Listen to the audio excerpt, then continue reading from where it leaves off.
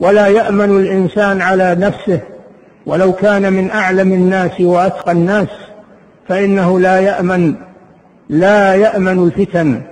وقد قال الخليل عليه الصلاة والسلام: واجنبني وبني أن نعبد الأصنام رب إنهن أضللن كثيرا من الناس.